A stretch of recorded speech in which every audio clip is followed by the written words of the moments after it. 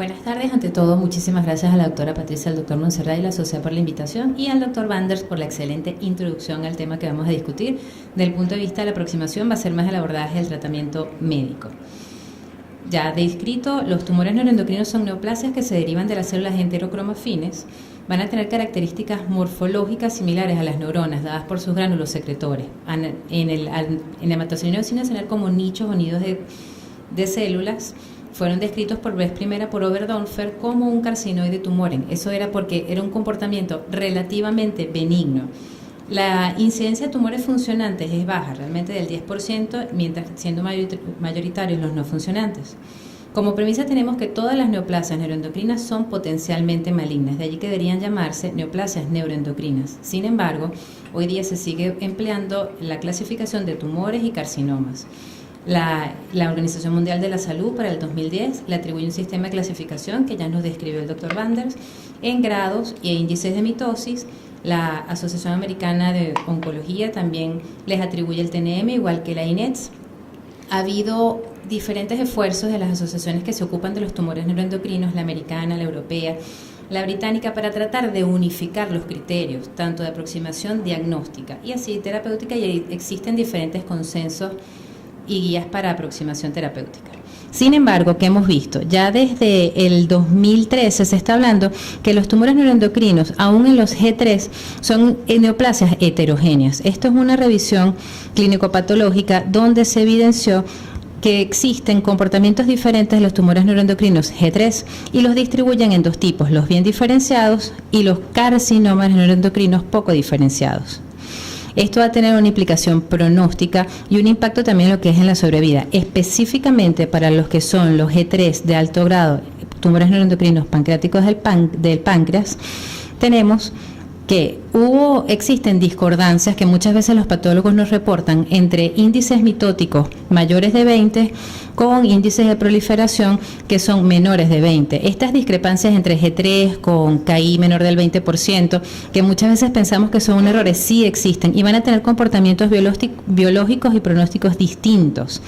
Este estudio de concordancia evaluó eso y estratificó tres grupos. Aquellos pacientes que van a tener índice mitótico G2 con un índice de proliferación G2, los intermedios G2 puros, con aquellos que iban a tener un número de mitosis menor de 20 con un índice de proliferación mayor del 20% y aquellos que iban a ser definitivamente pobremente diferenciados o carcinomas neuroendocrinos. Que se evidenció que desde el punto de vista de sobrevida global, todos estos pacientes se van a comportar de modo distinto, siendo aquellos discordantes G2 con un índice de proliferación mayor del 20% teniendo un mejor pronóstico que los carcinomas neuroendocrinos puros.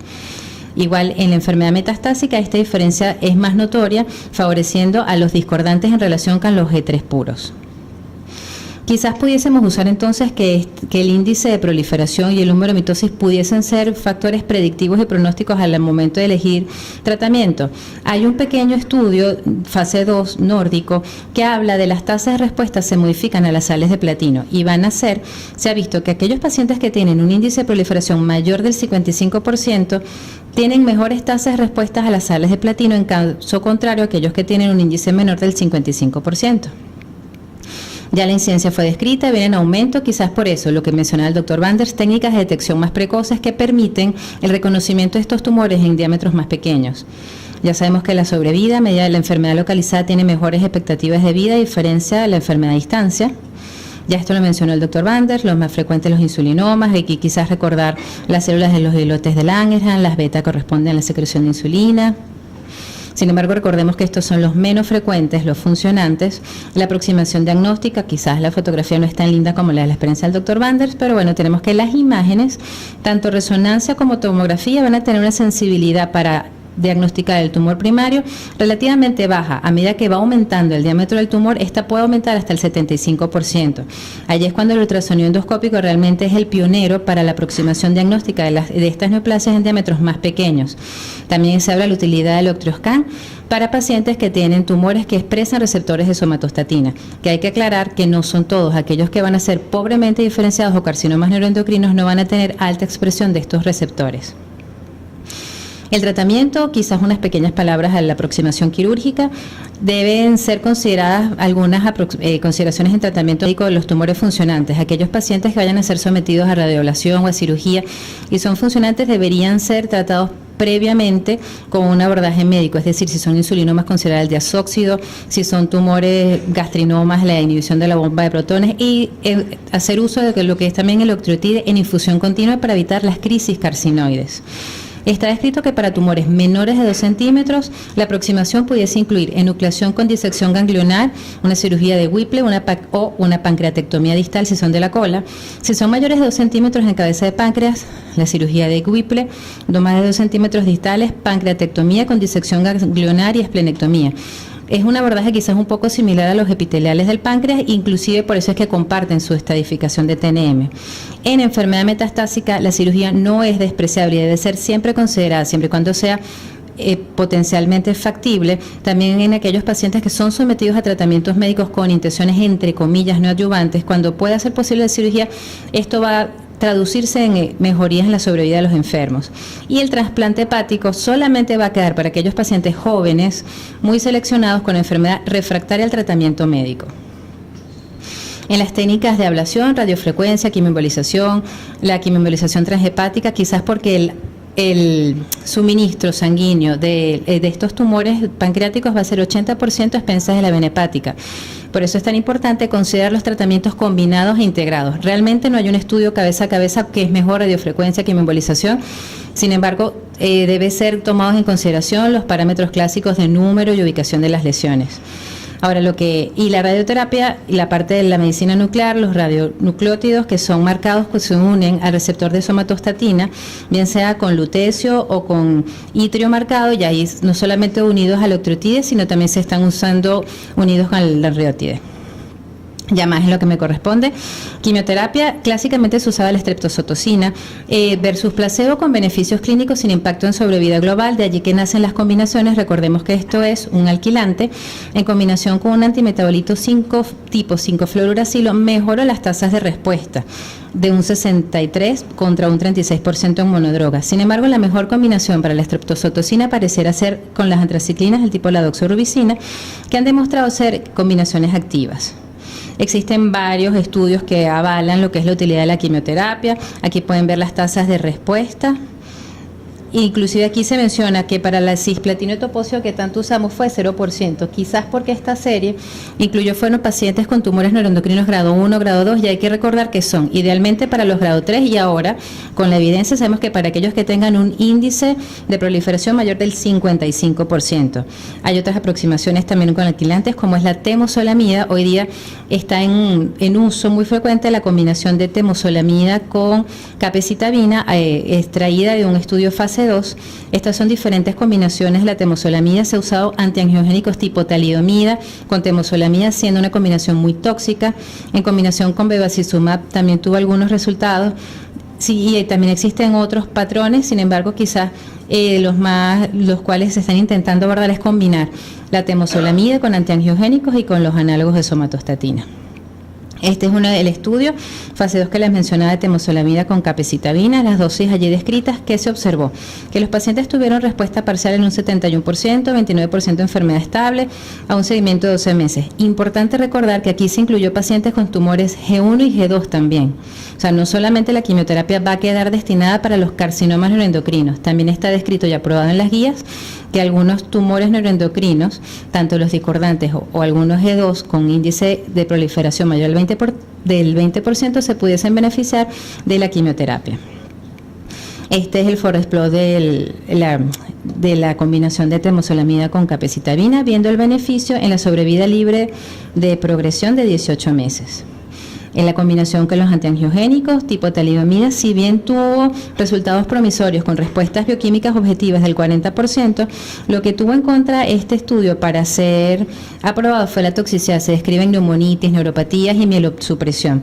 Se pueden ver, todos los estudios suelen ser heterogéneos, mixtos. En este sí se incluyó un 45% de los pacientes tenían tumores neuroendocrinos pancreáticos. Este es otro de los estudios del grupo europeo de la combinación de capecitabina cisplatino versus capecitabina streptozotocina. No inferioridad, sin embargo, no tiene tan buenas tasas de respuesta como lo ofrecían los estudios con la temozolomida y capecitabina. En cuanto a la aproximación a la terapia biológica, tenemos los análogos de somatostatina. Conocido que existen al menos 5 tipos de receptores, siendo el más frecuente, el sobreexpresado en este tipo de tumores, el tipo 2, y ellos van a desencadenar en su unión al ligando vías de señalización que se van a traducir en crecimiento, proliferación y angiogénesis. De allí la importancia de bloquearlos, tanto por efecto antiproliferativo como en el control de los síntomas. Aquí están varios de los estudios más importantes, con el octreotide o el lanreotide, con los diferentes beneficios en enfermedad estable, y en lo que son las respuestas parciales. También se incluye dentro de las terapias biológicas el interferón alfa, tanto el alfa como el pegilado, que todavía están en uso en combinación con los análogos de somatostatina, suelen incluirse cuando el paciente no responde al tratamiento con el análogo. El estudio PROMIS no lo vamos a abordar, ya que este solamente se ocupó de lo que eran los tumores neuroendocrinos del intestino proximal. Sin embargo, lo importante de este estudio es recordar el efecto antiproliferativo de los análogos de somatostatina, tanto en pacientes con tumores funcionantes y no funcionantes. Específicamente para los tumores neuroendocrinos de páncreas está el estudio Clarinet, en este caso con lanreotide acuoso a dosis de 120 miligramos cada 4 semanas, que se utilizó en tumores no funcionantes. Fue este estudio doble ciego, eran pacientes bien diferenciados con un índice de proliferación menor del 10%, G1 y G2. El objetivo primario fue la sobrevida libre de progresión. ¿Qué nos demostró este estudio? Que hubo beneficio, alcanzó su objetivo primario con una mediana de beneficio de 18 meses. ¿Cuáles fueron los pacientes que más se beneficiaron? Aquellos pacientes que tenían G1, G2 y en donde el volumen de la enfermedad hepática, indistinto que fuese mayor o menor del 25%. Recordemos que en el PROMID los pacientes que más se beneficiaron fueron los que tuvieron una carga de enfermedad metastásica hepática intermedia entre menor del 50%. Este es otro de los estudios, en este caso es la combinación del lanreotide con el interferón, un estudio de un diseño un poco complejo, donde después se combinaban y se separaban los brazos, que fue lo que se pudo documentar aquí. Aquí se demostró que la combinación poseía un efecto antiproliferativo y antiangiogénico. Aquí se puede ver que la combinación en términos de alcanzó su objetivo primario en un 25%. También parte del tratamiento médico incluye lo que es la terapia antiangiogénica y la inhibición de la vía del mTOR. Este es un estudio de combinación del octreotide con bevacizumab e interferón alfa. Quizás la vamos a brincar porque aquí no se incluyeron tanto pacientes con tumores neuroendocrinos del páncreas, sino más los gastrointestinales. Sin embargo, lo importante es que esta combinación pareciera ser de beneficio, y porque demostró que el bevacizumab va a disminuir lo que es la tasa del flujo sanguíneo a la metástasis hepática. Ya en febrero, el 10 de febrero del 2011, se publica en New England un estudio con el sunitinib para los pacientes con tumores endocrinos del páncreas. Fue un estudio fase 3, doble ciego, placebo controlado, donde se incluyeron pacientes con tumores neuroendocrinos pancreáticos avanzados, G1, G2. Aquí el porcentaje de pacientes con tumores funcionantes fue de un 50%, un grupo no despreciable, 171 pacientes, donde se comparó contra placebo. Aquellos pacientes que recibían placebo estaba permitido, inclusive en los que recibían el sunitinib, un subgrupo pudo o no recibir el análogo de somatostatina, a diferencia del próximo estudio que vamos a ver. El objetivo primario fue sobrevida libre de progresión. Secundarios, la supervivencia global, tasas de respuesta, duración de respuesta y seguridad. ¿Qué se vio? Una diferencia de 11,4 meses en medianas de sobrevida libre de progresión a favor del sunitinib contra placebo, 5,5 meses. Sin embargo, en términos de sobrevida global, sí se nota la diferencia, aunque la significancia estadística no fue tan marcada porque esto fue un primer cohorte. Algo importante del análisis de subgrupo, que hubo al menos un porcentaje de los pacientes recibía el análogo de somatostatina. Esto es un parámetro que lo distingue del próximo estudio que vamos a abordar. Y aquí está también en términos de los cuántos pacientes tenían tumores funcionantes, pareciendo que va a beneficiar más a los pacientes que tienen tumores funcionantes que los no funcionantes y aquellos que tienen un índice de proliferación menor del 5%, es decir, pareciera que los G1 se benefician más. Al día siguiente, el 11 de febrero del mismo año, se publica en la misma New England el estudio con el everolimus. En este caso, este es un inhibidor del mTOR, que igual que placebo, en este estudio sí se permitió el cruce al everolimus cuando hubo progresión de la enfermedad. El porcentaje de pacientes con tumores funcionantes de este estudio era menor, no llegaba al 20%. Se estratificaron de acuerdo a tratamiento previo. Importante que tanto en este como en el otro estudio los pacientes venían de recibir tratamiento bien sea con quimioterapia, con interferón, radioterapia o cirugía, cualquiera de los anteriores. O sea, son estudios no en primera línea puro, son estudios ya para segundas o terceras líneas. Y los pacientes eran evaluados cada 12 semanas con tomografías multifásicas o resonancia. ¿Qué se vio? Que se coincide en la misma ganancia de 11 meses en la supervivencia libre de progresión, al igual que en el estudio previo en comparación con el placebo. Esto se traduce en una disminución del riesgo de progresión del 65%. Sin embargo, aquí no se pudo ver el beneficio con significancia estadística en la sobrevida global porque se permitió el cruce a aquellos pacientes que bajo placebo que progresaban, se les dio el beneficio del everolimus. En cuanto a la toxicidad, estas nuevas drogas tienen un perfil de toxicidad distinto a la quimioterapia clásica, lo cual ha hecho que sea importante considerar cuál se describió que hasta toxicidad grado 4, inclusive grado 5 por toxicidad atribuida a toxicidad respiratoria, neumonitis, pero solamente fue menor del 2%. Lo más frecuente son las estomatitis, las infecciones y los eventos pulmonares, como les describo, realmente fueron infrecuentes.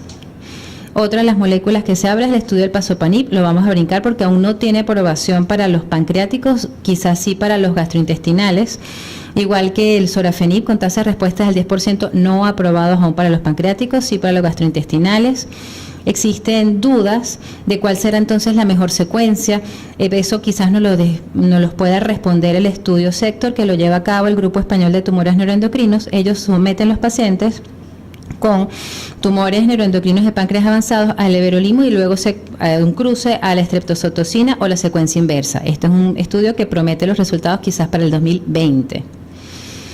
A modo de conclusión, quizás una de las aproximaciones pudiesen ser las guías de consenso. Sé que es un poco denso, pero podemos ver las diferentes alternativas que nos ofrecen. Esto fue publicado en el 2016, donde está la doctora Pavel y muchísimas. Esto es un conjunto de expertos en la materia, que es lo que ellos nos sugieren. Que si que si son tumores que son funcionantes, hay que abocarnos a los síntomas de óxido para los insulinomas o los análogos. Si es posible, en G1 y G2 la resección debe ser ese el abordaje inicial. En tumores no funcionantes G1 y G2 de baja carga, que son asintomáticos, los inhibidores, los análogos de somatostatina para los de páncreas, específicamente el lanreotide es el que tiene la data demostrada con el estudio Clarinet. En caso de progresión pueden ser beneficiados con everolimus o sunitinib. En aquellos que son G2 con alta carga y progresión de la enfermedad rápidamente, se puede usar la quimioterapia citotóxica. De hecho, hay un apartado en estas guías en el texto que describe qué pacientes se va a beneficiar de quimioterapia. Obviamente aquellos con carcinoma neuroendocrino G3 con un índice mayor al 20% de índice de proliferación, o sabemos que mayor del 55% con sales de platino, menor del 55% temozolamida capecitabina o la streptozotocina con la doxorubicina, teniendo como dosis limitante la doxorubicina por las dosis hasta menor de 500 miligramos por metro cuadrado, es lo que ellos sugieren. Aquellos pacientes que tengan una enfermedad que progrese rápidamente son aquellos que deberían beneficiarse de la quimioterapia. Si hubiese progresión y son G2, en segunda línea se puede considerar el everolimus o sunitinib. Y en las neoplasias neuroendocrinas G3 se subcategorizan en dos: carcinomas o tumores neuroendocrinos G3, con las diferentes alternativas ya comentadas. Y en segunda línea se puede usar FOLFOX, FOLFIRI o incluir los pacientes en protocolos de investigación. Para efectos también, aquí hablan del rol del octreotide, el everolimus y el sunitinib. Como pueden ver, el sunitinib y el everolimus en primera línea solo va a quedar si está contraindicada la quimioterapia o si no se justifica por quizás enfermedades de bajo volumen, un curso un poco más indolente, siempre y cuando sean G1 y G2. Quizás a modo de conclusión pudiésemos cerrar diciendo que definitivamente es una enfermedad que debe ser considerada, que no todo lo que parece es, y así como la cebra tiene muchas rayas, en este caso el equipo multidisciplinario es el pilar. Hemos visto que es importante patólogos con experiencia, cirujanos, patólogos, gastroenterólogos, radioterapeutas, médicos nucleares y oncólogos médicos en conjunto para el mejor manejo de estas patologías. Gracias.